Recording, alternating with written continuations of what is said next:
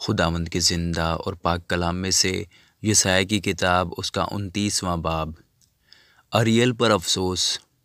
اریل اور اس شہر پر جہاں داؤد خیمہ زن ہوا۔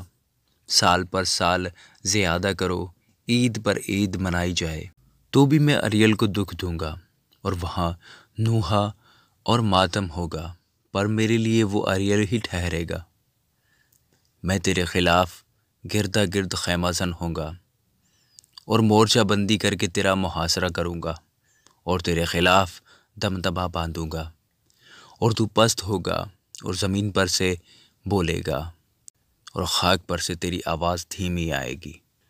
تیری صدا بھوت کی سی ہوگی جو زمین کے اندر سے نکلے گی، اور تیری بولی خاک پر سے چرگنے کی آواز معلوم ہوگی۔ لیکن تیرے دشمن کا غول باریک گرد کی مانند ہوگا، اور ان ظالموں کی گروہ اڑنے والے بھوسے کی مانند ہوگی، اور یہ ناگہان ایک دم میں واقعہ ہوگا۔ رب الفاظ خود گرجنے اور زلزلہ کے ساتھ اور بڑی آواز اور آندھی اور طوفان اور آگ کے مہلک شعلہ کے ساتھ تجھے سزا دینے کو آئے گا، اور ان سب قوموں کا اموا جو اریل سے لڑے گا، یعنی وہ سب جو اس سے اور اس کے قلعہ سے جنگ کریں گے اور اسے دکھ دیں گے، خواب یا رات کی رویا کی مانند ہو جائیں گے۔ جیسے بھوکا آدمی خواب میں دیکھے کہ کھا رہا ہے پر جاگ اٹھے اور اس کا جینا بھرا ہو، یا پیاسا آدمی خواب میں دیکھے کہ پانی پی رہا ہے پر جاگ اٹھے تو پیاس سے بیتاب ہو اور اس کی جان آسودہ نہ ہو، ویسا ہی ان سب قوموں کے اموا کا حال ہوگا جو کوہ سیون سے جنگ کرتی ہیں۔ ٹھہر جاؤ اور تعجب کرو، عیش و عشرت کرو اور اندھے ہو جاؤ۔ وہ مست ہیں پر میں سے نہیں، وہ لڑکھڑاتے ہیں پر نشہ میں نہیں، کیونکہ خداوند نے تم پر گہری نیند کی روح بھیجی ہے، اور تمہاری آنکھوں یعنی نبیوں کو نابینا کر دیا، اور تمہارے سروں یعنی غیب بینوں پر حجاب ڈال دیا، اور ساری رویا تمہارے نزدیک سرب مہر کتاب کے مضمون کی مانند ہوگی، جسے لوگ کسی پڑھے لکھے کو دیں اور کہیں اس کو پڑھ، اور وہ کہے میں پڑھ نہیں سکتا کیونکہ یہ سرب مہر ہے، اور پھر وہ کتاب کسی ناخواندہ کو دیں اور کہیں اس کو پڑھ، اور وہ کہے میں تو پڑھنا نہیں جانتا۔ بس خداوند فرماتا ہے، چونکہ یہ لوگ زبان سے میری نزدیکی چاہتے ہیں اور ہونٹوں سے میری تعظیم کرتے ہیں، لیکن ان کے دل مجھ سے دور ہیں، کیونکہ میرا خوف جو ان کو ہوا فقط آدمیوں کی تعلیم سننے سے ہوا۔ اس لیے میں ان لوگوں کے ساتھ عجیب سلوک کروں گا جو حیرت انگیز اور تعجب خیز ہوگا، اور ان کے عاقلوں کی عقل زائل ہو جائے گی، اور ان کے داناؤں کی دانائی جاتی رہے گی۔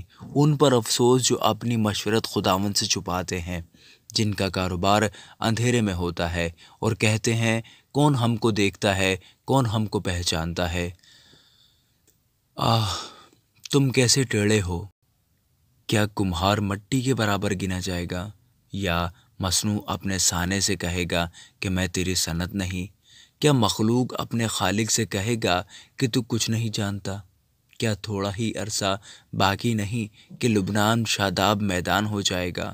کیا شاداب میدان جنگل گنا جائے گا، اور اس وقت بحر کتاب کی مانند سنیں گے، اور اندھوں کی آنکھیں تاریکی اور اندھیرے میں سے دیکھیں گی؟ تب مسکین خداوند میں زیادہ خوش ہوں گے، اور غریب و محتاج اسرائیل کے قدوس میں شادمان ہوں گے، کیونکہ ظالم فنا ہو جائے گا اور ٹھٹھا کرنے والا نابود ہوگا، اور سب جو بد کرداری کے لیے بیدار رہتے ہیں کاٹ ڈالے جائیں گے۔ یعنی جو آدمی کو اس کے مقدمہ میں مجرم ٹھہراتے اور اس کے لیے جس نے عدالت سے پھاٹک پر مقدمہ فیصل کیا پھندہ لگاتے اور راست باز کو بے سبب برگشتہ کرتے ہیں۔